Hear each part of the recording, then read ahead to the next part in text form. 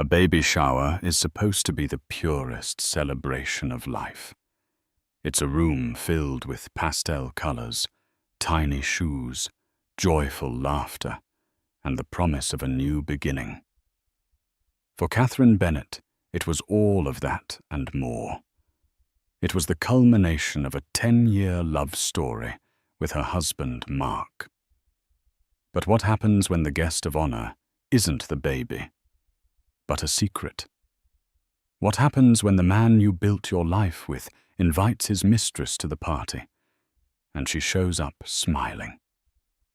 In a room full of friends and family, Catherine was about to unwrap the most devastating gift of all the truth, and she decided right then and there to read it aloud for everyone to hear. The late July sun of 2025 streamed through the large bay windows of Catherine and Mark Thompson's suburban home in Austin, Texas. It was the kind of perfect, almost cinematic light that made their life look exactly as it was curated to be flawless. The house itself, a modern 2-story, with a manicured lawn and a porch swing. Catherine had insisted on was a testament to Mark's success in commercial real estate and Catherine's impeccable taste as an interior designer. Today, however, her design skills were focused on something far more personal. Their living room had been transformed into a wonderland of cream, sage, green, and soft yellow. A balloon arch in a graceful curve framed the fireplace where a banner proclaimed, "A little sprout is on the way." Dozens of tiny potted succulents, the party favors, lined a rustic wooden table. The air smelled of vanilla buttercream from the 3-tiered cake and the delicate floral notes of the peony centerpieces. It was a perfect scene for a perfect day. At 32, Catherine was radiant. Her pregnancy had been kind to her, softening her already gentle features and giving her a glow that seemed to emanate from within. Her long auburn hair was pinned back in a loose, elegant style, and she wore a simple, flowing white linen dress that gracefully accommodated her 8-month bump. As she placed a final tiny knitted bootie on a display shelf, she pressed a hand to her belly, feeling the familiar flutter of her son. Their son. She smiled a genuine, soul-deep smile. After 2 years of trying, their little miracle was almost here. Mark, her husband of 5 years, and partner for a decade, was the anchor of her world. He was handsome in that effortless, all-American way, with a confident smile, sharp blue eyes, and a charisma that could charm anyone.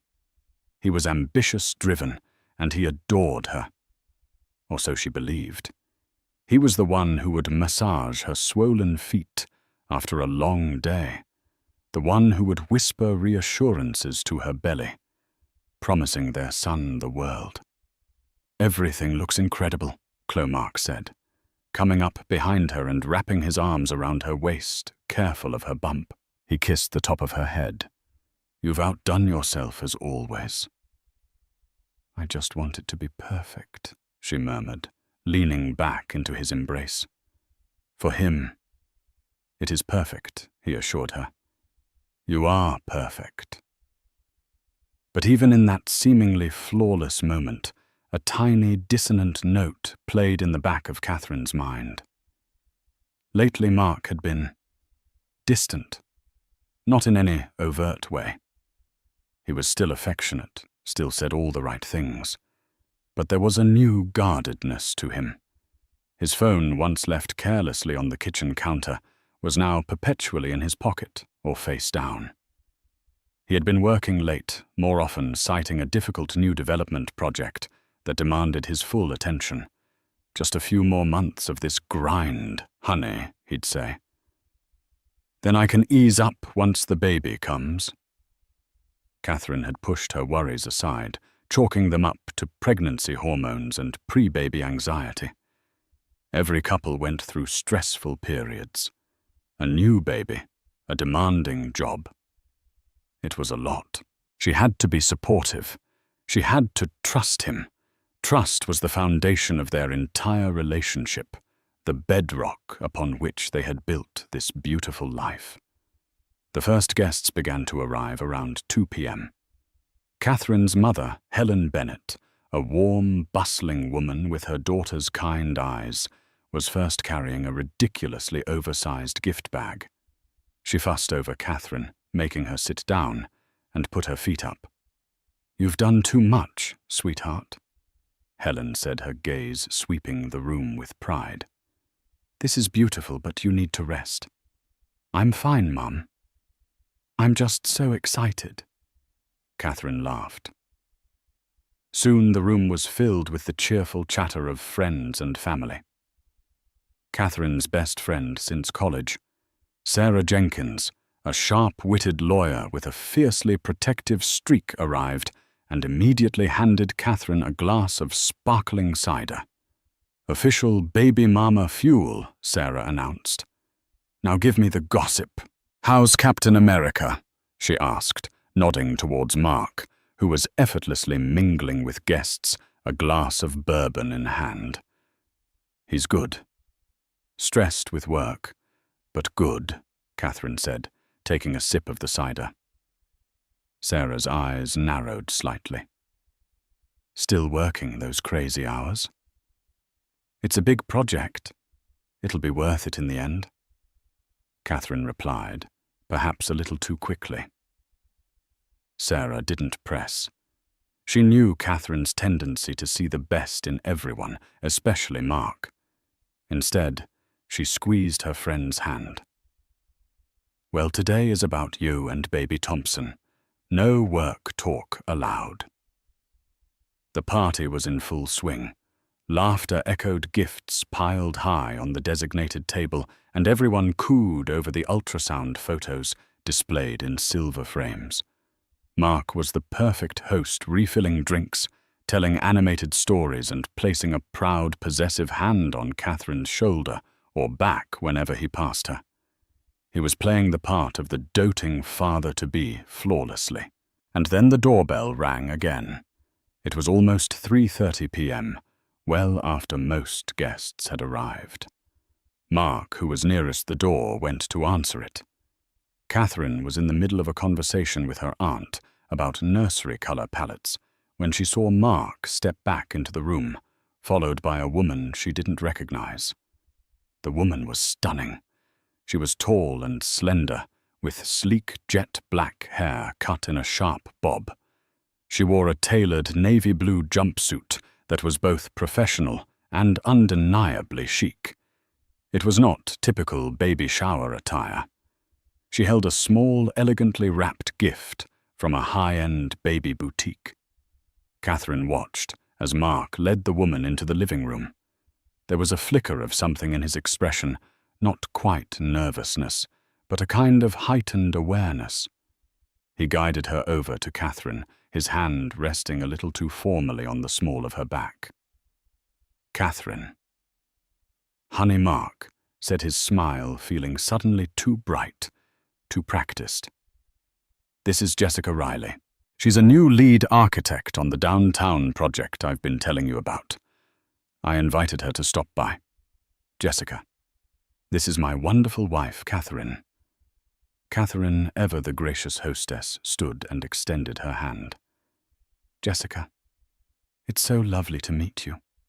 Thank you for coming." "It's a pleasure to meet you too, Catherine," Jessica said. Her voice was smooth and low. Her handshake was firm, her nails immaculately manicured. Her eyes, a cool, intelligent grey, met Catherine's for a moment, and Catherine felt an inexplicable shiver. "Mark speaks so highly of you, and congratulations. This is all so beautiful." "Oh well, it's a team effort," Catherine said, glancing at Mark. Though Mark's main contribution was promising to handle the clean-up. The joke fell a little flat. Jessica offered a polite, closed-mouth smile. "He's a very dedicated project manager. He puts his all into whatever he's focused on." The phrasing was odd, but Catherine dismissed it. This was a work colleague. Mark was just being inclusive. Still, she couldn't shake a strange feeling of unease. Why invite a colleague, especially one he'd never mentioned by name before, to such an intimate family event? She watched as Mark got Jessica a drink. She saw how he stood a little closer to her than he did with other guests, how he laughed at something she said with an intensity that felt different. Sarah drifted over to Catherine's side, her eyes also tracking the pair. "Who's the new arrival in the power suit?" Sarah whispered. "Jessica Riley, an architect from Mark's new project," Catherine whispered back, trying to sound casual.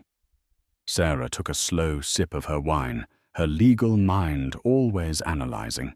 "An architect he's so close with, he invited her to your baby shower." "That's new. He's just being friendly." "Networking." Catherine rationalized more to herself than to Sarah. "Right," Sarah said, her tone unconvinced. "Well, his networking is about to burn a hole in your carpet with that stare." Catherine looked over. Jessica was now talking to one of Mark's cousins, but her eyes kept flicking back to Mark, and Mark, who was now on the other side of the room, seemed to be doing the same. It was a silent, charged conversation happening across a crowded room, one that Catherine was suddenly, terrifyingly aware she was not a part of. The beautiful, perfect room suddenly felt a few degrees colder. The gilded cage had just begun to rattle. The atmosphere of the party, once so light and joyous, now seemed to carry a low-frequency hum of tension that only Catherine and Sarah seemed to notice. The other guests, caught up in games and conversations, remained blissfully unaware. For Catherine, however, it was as if a filter had been lifted. Every interaction between Mark and Jessica was now magnified, every glance imbued with a sinister meaning. She tried to shake it off. She was pregnant, emotional, and prone to overthinking. Mark had always been a people person. It was part of his charm, part of what made him so successful. But this was different. When he introduced Jessica to his best friend, David, he'd referred to her as a real lifesaver on this project. Jessica had smiled and added, "We spend a lot of late nights together at the office. We have to have each other's backs." The comment hung in the air, seemingly innocent, yet laden with a subtext that made Catherine's stomach clench. Catherine busied herself with guests, accepting compliments on the decorations and expressing gratitude for gifts. But her focus was fractured. Her internal monologue was a frantic loop of reassurance and rising panic. "He loves you. This is for your son. Don't be that jealous, crazy pregnant woman." But why does he look at her like that? Why does she look at him like she knows him, really knows him? The moment that tipped her from uneasy suspicion to chilling certainty was subtle. It was during one of the silly shower games guessing the baby food flavor. Catherine was seated in a large, comfortable armchair, dubbed the mom-to-be's throne. Laughing as her mother gamely tried a spoonful of pureed pears and guessed with a grimace. Wallpaper paste, Mark was standing near the fireplace next to Jessica. He laughed at his mother-in-law's antics, a big, hearty laugh. As he threw his head back, his eyes met Jessica's. In that unguarded moment, Jessica reached out, and for a fraction of a second, her fingers brushed against the back of his hand. It wasn't an accidental touch. It was possessive, familiar, and proprietary. Mark didn't flinch. He didn't pull away. He gave a tiny, almost imperceptible nod. The world seemed to go silent for Catherine. The laughter and chatter around her faded into a dull roar. It was a gesture she had seen 1,000 times, a gesture she had made 1,000 times. It was a silent, public claim. In that instant, Catherine knew. She didn't know the details, the timeline, or the depth of it, but she knew with a certainty that settled like ice in her veins that her husband was having an affair with the woman in the navy blue jumpsuit. Her breath hitched. Sarah, ever watchful, noticed her friend's sudden pallor. "Chloe, you okay? You look like you've seen a ghost." Catherine couldn't speak. She just stared, her mind racing, replaying the last few months. The late nights, the guarded phone, the vague excuses, the way he sometimes had looked at her with a hint of something she'd mistaken for worry, but now recognized as guilt. It all clicked into place, the pieces of a puzzle she never wanted to solve. I need some air," Catherine managed to stammer, pushing herself up from the chair. The room tilted slightly. "Okay, let's go outside," Sarah said, her arm immediately around Catherine's waist, steering her toward the French doors that led to the patio. Mark started to move towards them, a concerned look on his face. "Everything all right, honey? Just feeling a little overwhelmed." "Too much excitement," Sarah answered for her, shooting Mark a look that was pure ice. "We just need a minute." Outside, the warm air did little to stop the shivering that had started deep inside Catherine. She leaned against the brick wall of the house, taking deep, ragged breaths. "It's him," Catherine whispered the words, tasting like ash. "It's her." Sarah didn't ask for clarification. She didn't need to. "I knew it. The second she walked in. The way he looks at her. I'm so sorry, Chloe." Tears welled in Catherine's eyes, hot and fast. "How could he? Here today. Our baby shower, our son." Her voice broke a sob, catching in her throat. She pressed her hands to her belly, a wave of protective fury washing over her. This wasn't just a betrayal of her. It was a betrayal of their family, of the innocent life she was carrying. "He's a bastard, Catherine. A stupid, arrogant bastard, to think he could get away with this right under your nose," Sarah said, her voice low and furious. "What do you want to do? I'll go in there right now and drag her out by her overpriced haircut. Just say the word." Catherine shook her head, wiping at her tears with a trembling hand. A part of her wanted to do just that, to scream, to throw things, to expose him in a blaze of righteous anger. But another part, a colder, clearer part, was beginning to crystallize amidst the pain. A scene wouldn't fix this. It would only give him the chance to play the victim, to twist the narrative, to accuse her of being hysterical. He had brought this war to her home on the most sacred of days. She would not let him win it on his terms. "No," Catherine said, her voice gaining a sliver of steel. "Not yet. I need proof. I need something undeniable." "Catherine, you don't need proof. You know. We know. He'll deny it." Catherine said, her mind working furiously. "He'll say I'm hormonal, that I'm imagining things. He'll make me the villain. I know him. I won't give him that satisfaction." Just then, her mother opened the French door. "Catherine." "Honey. Are you all right? People are asking when you're going to open gifts." The gifts. A mountain of carefully chosen presents, tokens of love and excitement for a future that had just been revealed as a lie. An idea terrible and brilliant began to form in Catherine's mind. She straightened up, pulling on a mask of composure she didn't feel.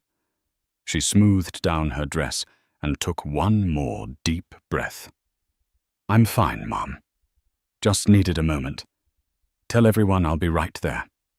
In fact, Tell them we'll start the gift opening in 5 minutes." Her mum looked relieved. "Okay, sweetheart." As soon as she was gone, Sarah turned to Catherine, her expression a mix of concern and awe. "What are you thinking I need to go upstairs?" Catherine said, her voice now eerily calm. "I'm going to my purse. I need my phone. But I might look for something else. Can you keep them distracted, especially him?" "Consider it done," Sarah said, her eyes glinting with grim purpose. "I'll start a heated debate about sleep training. That should keep everyone occupied." Catherine nodded and walked back inside, forcing a smile onto her face. She avoided eye contact with Mark, who was watching her with a searching look. She waved a hand dismissively. "I'm fine. Just a little dizzy. I'm just going to run upstairs for a second, before we open presents." She walked up the stairs, her heart pounding a frantic rhythm against her ribs. Each step felt heavy, like she was wading through water. The upstairs hallway, usually a place of quiet comfort, felt menacing. Their master bedroom, their sanctuary, was now a crime scene. She went to her purse on the dresser and took out her phone. Then she paused. Mark's phone. Where was it? Not in his pocket. She'd noticed that when he was mingling. He must have left it somewhere. She scanned the room. There it was, on his bedside table. Face up. Her hands shook as she picked it up. It was unlocked. In his arrogance, in the comfort of his own home, he hadn't even bothered to lock his screen. And there at the top of the screen was a notification banner from a recent text message. The sender was Jessica R. The message read, "He's so beautiful. I can't wait for this all to be over and we can be a proper family. Did you tell her about our offer on the condo?" Yet Catherine felt the air leave her lungs in a whoosh, as if she'd been punched in the gut. The screen blurred through her tears. A proper family. Our offer on the condo. This wasn't a recent fling. This was a plan, a whole other life being built in the shadows of her own. He wasn't just cheating. He was replacing her. A cold, hard rage, unlike anything she had ever felt, burned through the pain. The hurt was still there, a gaping wound in her chest, but now it was surrounded by a wall of ice. He wasn't going to get away with this. He wasn't going to quietly discard her and her son for his new life. She didn't delete the message. Instead, with a clarity that was terrifying, she took her own phone, opened the camera, and took a crystal-clear photo of his screen. She then swiped to his photo gallery. It was full of pictures of them, of their life, of the nursery preparations. But then she found a hidden folder. Its name was Project D. Inside were dozens of photos. Jessica laughing in a restaurant. Jessica on a beach, her arms slung around Mark's shoulders. A selfie of the two of them, cheeks pressed together in what looked like a hotel room. And the most damning one of all, a photo of Jessica holding up a positive pregnancy test, her face alight with joy, time-stamped, just 6 weeks ago. The world went black for a second. 2 babies. He was having 2 babies. The thread had not just unraveled. It had led her to the gallows. But as she stood there, shaking in the silent bedroom, Catherine Bennett decided she would not be the one to hang. She would be the one holding the rope. She sent the photos to her own phone, then to Sarah's with a simple message backup. She then walked over to her desk, her movements steady and deliberate. She pulled out a sheet of her finest stationery, the thick cream-colored paper she used for special correspondence. She took a pen, and she began to write. Not a letter of anger, but a script. A final act for the performance her husband had so carefully orchestrated. The 5 minutes Catherine had been upstairs stretched to 10, then 15. Downstairs, Sarah was a master of distraction, engaging Mark's mother, Diane Thompson, in a passionate, circular argument about the merits of cloth versus disposable diapers.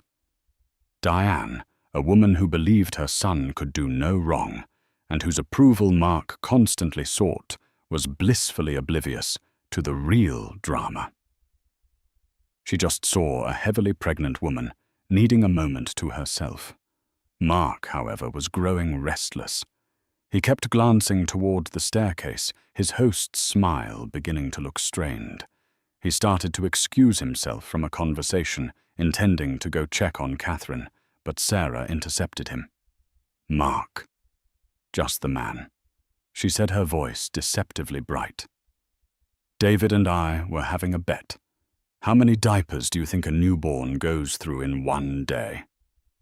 He says 8. I say it's closer to 12. It was a mundane, trivial question, but it served its purpose.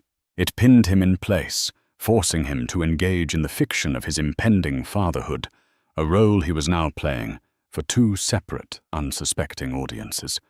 Upstairs, Catherine was no longer crying. The tears had been burned away by the white-hot fury that now consumed her. The woman she was just 20 minutes ago, the soft, trusting, joyful Catherine, was gone. In her place was someone she barely recognized, a woman forged in the crucible of an ultimate betrayal. Her hand did not shake as she wrote. The letter wasn't addressed to anyone in particular. It was a statement, a proclamation, a verdict. She chose her words with the precision of a surgeon, each one a calculated cut. She wasn't writing a letter to her husband. She was writing his social and personal obituary. The discovery of Jessica's pregnancy had changed everything. This was no longer just about infidelity. This was about a calculated, sociopathic level of deception that defied comprehension. He hadn't just cheated. He had duplicated his life. He was planning to leave her a new mother for another new mother. The condo, the secret life, the overlapping pregnancies. It was a monstrous betrayal. She thought back, her mind now, a cold, analytical machine. The finances. Mark had always handled their long-term investments. About 3 months ago, he'd suggested they move a significant portion of their joint savings into a high-yield but less liquid investment fund. "It's for the baby's college fund, Chloe," he'd said with earnest sincerity. "A long-term play. We won't be able to touch it for a bit, but it'll grow like crazy." She had agreed without hesitation. Trust. Now she understood. He wasn't investing it for their son.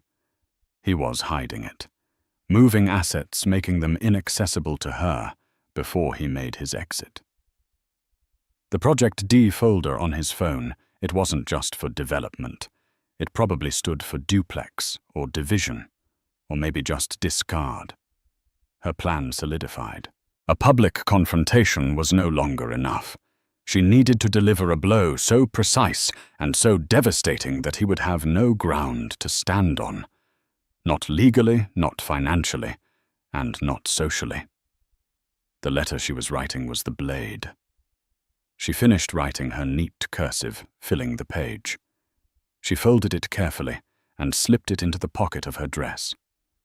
Then she took a moment to compose herself. She walked into the master bathroom and looked at her reflection. Her face was pale, her eyes shadowed, but they held a new hard light.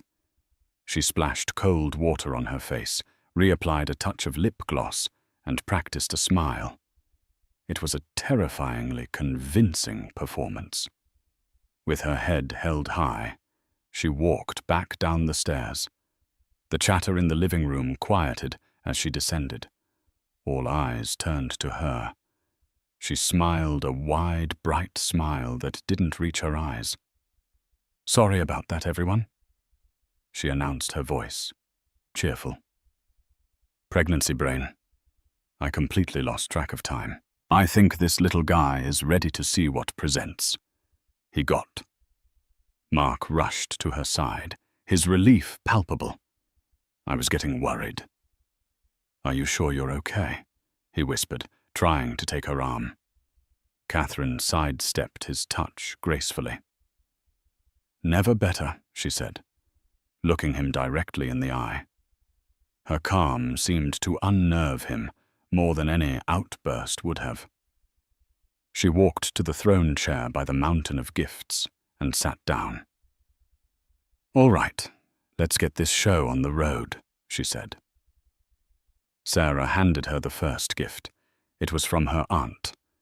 Catherine opened it with performative enthusiasm, cooing over a set of organic cotton onesies.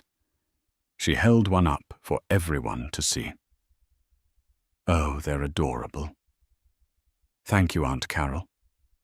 She moved through the presents with methodical grace. A baby monitor, a diaper pail, a collection of classic children's books. With each gift, she thanked the giver warmly, her voice never wavering.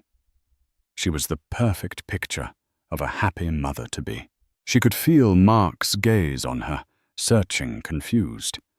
She could feel Jessica's eyes, too, a cool, assessing stare from across the room.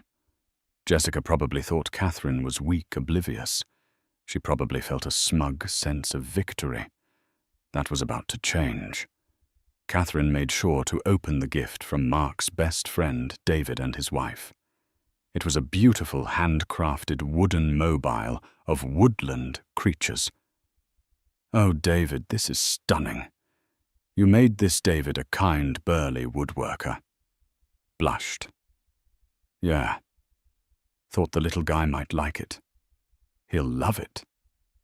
Thank you, Catherine said, her sincerity genuine for the first time. David was a good man, caught in his friend's toxic orbit. Finally, there was only one gift left on the table. The small, elegantly wrapped box from Jessica Riley. Oh, looks like we have one more, Catherine said, her voice light. Sarah handed her the box. Catherine looked over at Jessica and gave her a small, polite smile. Thank you again for coming, Jessica. Jessica nodded, a flicker of triumph in her eyes. It's my pleasure. Catherine carefully undid the silver ribbon and opened the box. Inside, nestled in tissue paper, was a tiny silver rattle from Tiffany & Co. It was an expensive, impersonal gift, the kind of gift someone gives when they want to make a statement about their status, not their sentiment. Well, isn't this lovely? Catherine said, her voice smooth as glass. She held up the rattle. A silver rattle. For a silver spoon baby, I suppose. She laughed, a short, sharp sound. Thank you, Jessica. She placed the rattle aside. Mark visibly relaxed, thinking the danger had passed. He clapped his hands together. Well, that was wonderful. Thank you, everyone, for spoiling our son already. And thank you to my amazing wife, Catherine, for putting all of this together. I don't know what I'd do without you. The room filled with applause. Catherine let it die down, a serene smile fixed on her face. Thank you, darling, she said, her eyes locking with his. And thank you, everyone, for being here. It means the world to us. Before we cut the cake, I actually have one last thing I'd like to share. It's not a gift exactly. It's more of a letter. A letter of gratitude for my husband, Mark, who has given me so much. A murmur of sweet appreciation went through the room. Catherine's mother dabbed her eye with a napkin. Mark beamed, his ego inflating with the public praise. He had no idea he was a lamb being led to his own slaughter. Catherine reached into the pocket of her dress and pulled out the folded sheet of cream-colored stationery. She slowly unfolded it. The room was silent, expectant. She took a deep breath, looked out at the faces of her friends and family, and then settled her gaze on her husband. The blade was forged. It was time to strike. The silence in the room was absolute, thick with anticipation. Everyone leaned in, expecting a tearful, heartfelt tribute from a loving wife to her husband. Mark stood by the fireplace, a proud, indulgent smile on his face, basking in the perceived adoration. He caught Jessica's eye and gave her a subtle, confident wink, as if to say, "See, she has no idea." Catherine held the letter in her hands. Her pulse was a steady, powerful drum against her ribs. This was it, the point of no return. She began to read, her voice clear and steady, imbued with a warmth that was entirely feigned. To my husband, Mark, she started, her eyes lifting from the page to meet his. On this beautiful day, surrounded by the people we love, I wanted to take a moment to thank you. You have truly taught me the meaning of family and commitment. A collective awe rippled through the guests. Catherine's mother, Helen, looked positively verklempt.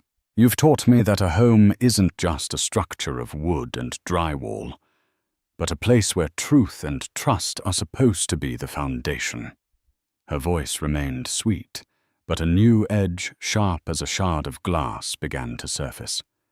And you've taught me that some foundations are built on sand, designed to be washed away when the tide changes. Mark's smile faltered. He shifted his weight, a flicker of confusion in his eyes. He thought she was being poetic. Catherine continued, her gaze unwavering. Thank you, Mark, for your dedication to your work. Those long, late nights at the office, the endless meetings. I used to think you were building a future for us, for our son. But I've recently come to understand that you were simply an excellent project manager, weren't you? Capable of managing multiple, large-scale projects at once. It's a real skill. She paused and looked directly at Jessica Riley. Isn't that right? Jessica's polite smile froze on her face. Her grey eyes widened almost imperceptibly. The room began to feel tense, the air crackling. Guests exchanged confused glances. Thank you, Mark. Catherine went on, her voice losing all its warmth, replaced now by a chilling, measured calm. Thank you for teaching me about financial planning. Like when you encouraged us to move our joint savings, the money I inherited from my father, into that long-term investment fund 3 months ago, the one for our son's college education. The one that, according to the paperwork I found in your desk drawer this morning, is a trust that becomes inaccessible in a divorce proceeding and lists you as the sole beneficiary. That was very, very forward-thinking of you. A gasp came from Catherine's mother. Mark's face had gone from confident to ashen. He took a half-step forward, his mouth opening as if to speak, but no words came out. And speaking of thoughtful gifts, Catherine said, her eyes now sweeping the room, before landing back on Mark. Thank you for the sapphire necklace you gave me for our anniversary last year. It was beautiful. I was so devastated when you told me you'd lost it on our trip to Greece. I blamed myself for being careless. So you can imagine my surprise, Jessica, she said, her voice dropping, when I see you wearing it today. It looks lovely on you. It really brings out the color of your eyes. Every head in the room swiveled to Jessica. Her hand flew unconsciously to her throat, where a delicate sapphire pendant, previously unnoticed by most, now seemed to burn like a hot coal against her skin. She looked horrified, trapped. It seems I was mistaken about a lot of things, Catherine said, her voice ringing with cold clarity. I thought I lost a necklace, but I was just being replaced. I thought we were saving for one college fund, but it seems you were planning for 2. The room erupted in shocked murmurs. Mark's best friend, David, stared at him with disbelief. Diane Thompson, Mark's mother, looked from her son to Jessica, her face a mask of dawning horror. Mark. Catherine. What is this? Diane stammered. This is some kind of joke, right? Oh, I assure you, Diane, it's no joke, Catherine said, her voice dripping with ice. But the punchline is truly something. You see, Mark isn't just a diligent worker and a savvy investor. He's also incredibly fertile. She let that hang in the air for a moment. Mark was shaking his head, his face pale and slick with sweat. Catherine, stop.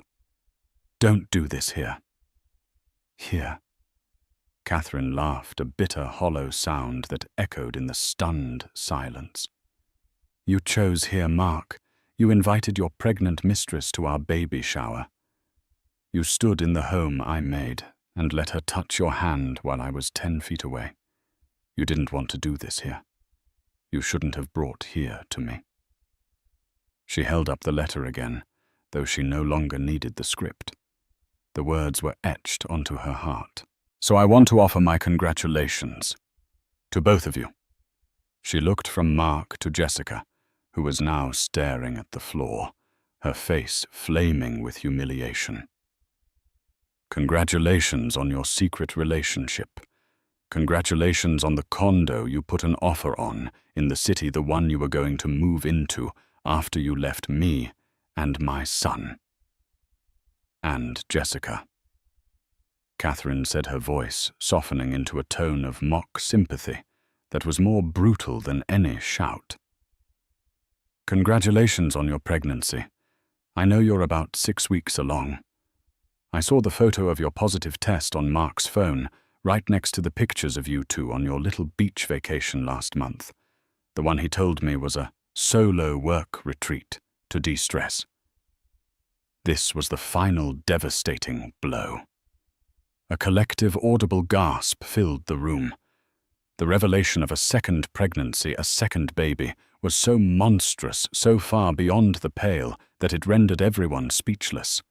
The room didn't just get quiet, it froze. The air became thick and heavy, like time itself had stopped.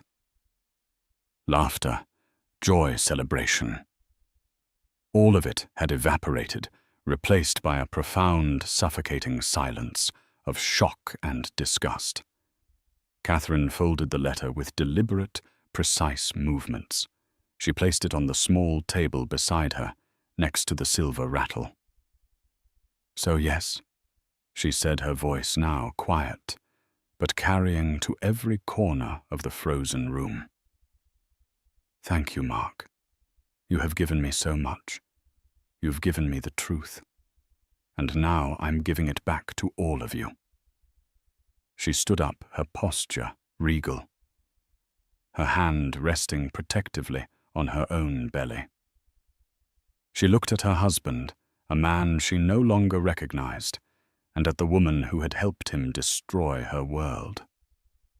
The party, she announced, her voice resonating with newfound power, is over. Both of you get out of my house. The silence that followed Catherine's final command was not merely an absence of sound. It was a physical presence, a heavy, suffocating blanket that smothered every breath in the room. It pressed down on the cheerful balloon arch, making it look garish and absurd. It clung to the pastel-colored napkins and the half-eaten slices of cake, transforming a scene of celebration into a museum of catastrophe. For a long, suspended moment, the world was a photograph, each guest frozen in their posture of shock, their faces a gallery of disbelief, horror, and morbid fascination. Catherine stood at the epicenter of this silence, a pillar of ice in the heart of a volcano she had just summoned. The adrenaline that had sharpened her mind and steadied her hand now sang in her veins, creating a strange sense of detachment.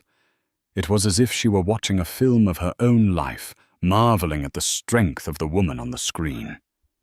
She felt the weight of her son, a solid, living anchor, in a world that had just been blasted into fragments. Her gaze remained locked on Mark, not with hatred, but with a chilling finality. She had passed sentence. Now she would watch it be carried out. It was Mark who fractured the frozen tableau. His mind, accustomed to controlling every narrative, was scrambling, failing to find purchase on the sheer cliff face of his exposure. This wasn't supposed to happen. In his version of the future, Catherine would have been tearful, perhaps angry, but ultimately manageable. He would have been apologetic, yet firm. It would have been a private, messy affair, but one he would orchestrate. This public execution was not in his script.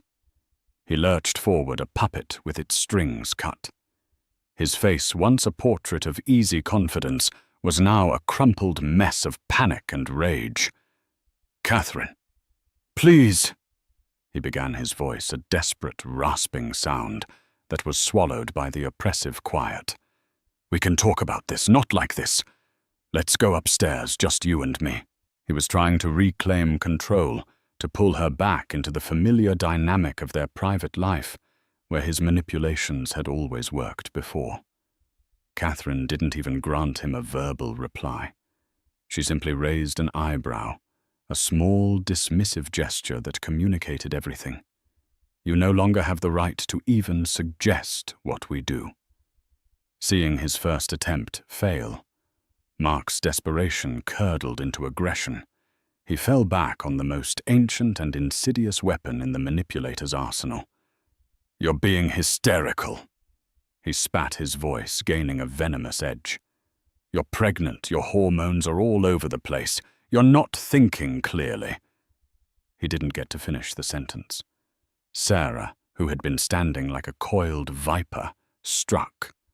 She moved with a lawyer's predatory grace, closing the distance between them in 2 silent steps, and positioning herself as a physical shield in front of Catherine. She was shorter than Mark, but she radiated an intensity that made her seem 10 feet tall. "Listen to me very carefully, Mark," she hissed, her voice low, but carrying the lethal precision of a stiletto. "If you utter one more word that questions her sanity or her clarity, I will not just see you ruined. I will make the process of your ruin my singular passion project. I will depose every business partner you've ever had. I will subpoena records so deep they'll find things you've forgotten you've done. Your name will be a synonym for pariah in every real estate journal and country club in this state." "Do you think I'm being hysterical?" Mark recoiled, as if he'd been slapped. He had always seen Sarah as Catherine's witty, harmless friend. He was now facing Sarah Jenkins-esque, and he was utterly outmatched. While Mark was momentarily neutralized, Jessica saw her chance. Her public image, her carefully constructed persona of a chic, intelligent professional, had been immolated. She was now just the other woman, the home wrecker, the fool who wore her lover's wife's necklace to a baby shower. The shame was a physical heat on her skin, the silent judgment of the crowd, 1,000 tiny needles. She had to escape. Snatching her purse from a nearby chair, she turned her movements jerky and uncoordinated and made a desperate head-down bolt for the front door. She almost made it. Her hand was inches from the doorknob when Catherine's voice cut through the room again, as calm and sharp as a scalpel. "Jessica!" Jessica froze, her back rigid. She could not bring herself to turn around to face the woman whose life she had conspired to dismantle. "You seem to have forgotten something." Catherine continued, her voice devoid of any emotion except a flat, indisputable authority. "Leave the necklace." A collective, sharp intake of breath swept the room. It was an act of ultimate stripping, not just of a piece of jewelry, but of any claim Jessica thought she had. For a moment, Jessica didn't move. Perhaps she considered defiance, just running out the door with it. But she must have felt the weight of every eye on her, the sheer impossibility of walking away with that totem of her transgression. With a trembling, fumbling hand that betrayed her utter humiliation, she reached behind her neck and unclasped the sapphire pendant. She didn't turn. She didn't look. She just opened her hand and let it fall. It hit the polished hardwood floor with a tiny, sharp clatter. A sound of such insignificance that it was rendered deafening in the charged silence.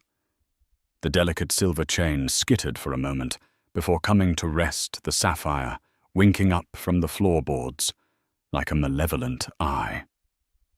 Jessica didn't wait to see it land. The moment it left her hand, she wrenched the front door open and fled, disappearing into the blinding Texas sunlight. Now only Mark remained in the spotlight, and the audience, his friends and family, began to stir. His mother, Diane Thompson, who had always viewed Catherine with a certain polite condescension as the woman lucky enough to land her perfect son, finally processed the enormity of what she'd heard. She staggered forward, her hand pressed to her chest. "Mark, look at me," she pleaded, her voice trembling. "Is it true what she said about this woman, a baby? Mark, tell me it's a horrible lie. Tell me your wife is mistaken." Mark couldn't meet her gaze. He stared at the floor, at the wreckage around him. His silence was his confession. Diane let out a wounded, whimpering sound, the noise of a mother seeing her child, not as she imagined him, but as he truly was. The pride she had carried for over 30 years crumbled into dust. Mark finally lifted his head, his eyes wild with a cornered animal's fury. He looked at Catherine. "You've ruined us," he whispered, the words thick with self-pity. "Everything. Our life, our reputation. You've burned it all to the ground." Catherine felt a flicker of the old pain, but it was quickly extinguished by the cold, hard clarity she now possessed. She took a step forward, away from the protective circle of her mother and friend. "I didn't burn anything, Mark," she said, her voice steady and clear. "I just turned on the lights. This is the house you built, full of lies, secrets, and rot. You just got so used to living in the dark, you forgot what it looked like in the light." The guests took this as their cue. The party was not just over, it was toxic. In a quiet, awkward shuffle, they began to gather their things. The movement was a judgment in itself. They offered whispered words of support and sorrow to Catherine as they passed. "We're so sorry, Catherine. Call me if you need anything. You are so strong." To Mark, they offered nothing but wide berths and looks of profound disgust. He was radioactive. His best friend David was one of the last to leave. He walked not to the door, but to Mark. His face was a canvas of pain and disappointment. "I defended you, Mark," David said, his voice low and heavy with betrayal. "When people said you were working too hard, that you seemed distant, I told them you were just focused on providing for your family. I stood up for you." He shook his head slowly. "I feel like a fool." He looked over at Catherine with eyes full of apology, then back at his friend. "I'll text you about getting my things from your garage, but I think we're done here." He dropped the beautiful wooden mobile he had so lovingly crafted onto an empty chair, a final returned gift. Then he turned and walked out without a backward glance. The exodus was complete. The room, now cavernously empty, held only the 4 central figures of the drama. Sarah stepped forward again, her phone already in her hand. "It's time to go, Mark," she said, her tone all business now. "Pack a duffel bag with what you need for the next few days. I advise you to stay with your mother. An independent process server will be in touch to arrange a time for you to retrieve the rest of your belongings under supervision. And just so we're clear," she added, holding up her phone, The moment you walk out that door, I'm forwarding the evidence you so conveniently left on your phone, along with a detailed affidavit from Catherine to my firm's top litigator. A motion for an ex parte emergency restraining order and a complete freeze of all joint assets will be on a judge's desk at 9 a.m. Monday. If you so much as try to use your ATM card, it will be declined. Your war is over. You lost. The litany of legal consequences seemed to finally pierce through his narcissistic rage. The reality, not just social but financial and legal ruin, crashed down on him. The fight drained out of his body, leaving him looking hollowed out, a deflated facsimile of the man who had stood there an hour ago. He stared at Catherine one last time, perhaps searching for a flicker of the woman he thought he could control. But he found none. He saw only a stranger. Without another word, he turned and trudged up the stairs. The three women stood in silence, listening to the muffled sounds of his defeat. A drawer yanked open the scrape of a closet door, the zip of a duffel bag. It was the soundtrack of a life being summarily dismantled. A few minutes later, he descended bag in hand, eyes fixed on the front door. He didn't look at them. He walked past the debris, past the fallen necklace, past the remnants of the life he had torched. He opened the door, stepped through and pulled it shut behind him. The click of the latch was a sound of absolute finality. For a moment, Catherine remained standing, a statue of pure will. But the adrenaline fled, and the silence rushed in to fill the void, bringing with it the crushing weight of everything that had happened. Her body, which had held itself so rigidly, began to tremble. Her knees buckled. A great shuddering hum, born from the deepest well of her shattered heart, tore from her throat. She sank onto the sofa, the one where they had dreamed of their future, and the facade of the warrior crumbled, revealing the wounded woman beneath. She wept. She wept for the 10 years of love she now had to recategorize as a lie. She wept for the betrayal so profound it felt like a physical amputation. She wept for the loss of her own innocence, her ability to trust. And most of all, she wept for the tiny, innocent life inside her, whose first chapter would now be this story of wreckage. Her mother and Sarah were there instantly, enveloping her, holding her up as her body shook with grief. They didn't offer platitudes or easy reassurances. They just held her, their silent, steadfast presence, a testament to a love that was real and true. They let her cry until the sobs subsided into a raw, hollowed-out exhaustion, leaving behind only the quiet, desolate landscape of the day's battlefield. Catherine's story doesn't end in that ruined living room. In the months that followed, she proved that her strength that day was no fluke. With the unwavering support of Sarah and her family, she navigated the legal maze of her divorce. The evidence she had collected was irrefutable, leaving Mark with no leverage. She kept the house her house and secured a future for her and her son. 4 weeks later, she gave birth to a beautiful, healthy baby boy named Leo. He didn't have the father she had dreamed of for him, but he had a mother who was a warrior, a grandmother who was a fortress, and an auntie who was a guardian angel. He was surrounded by a fierce and unconditional love that was more than enough. Catherine learned that sometimes the most beautiful families are the ones we rebuild from the ashes. Her betrayal did not define her. Her resilience did. What Catherine did took unimaginable courage. In a moment of ultimate pain, she chose power over pity and truth over silence. Her story is a raw, painful reminder of betrayal, but it's also a powerful testament to the strength of a woman who refused to be erased. Have you ever faced a moment that tested every ounce of your strength? What would you have done in Catherine's shoes? Share your thoughts and stories in the comments below. We read every single one. If this story moved you, please give this video a like. Share it with someone who needs to hear it. And don't forget to subscribe for more true life stories of strength and survival. Thank you for listening.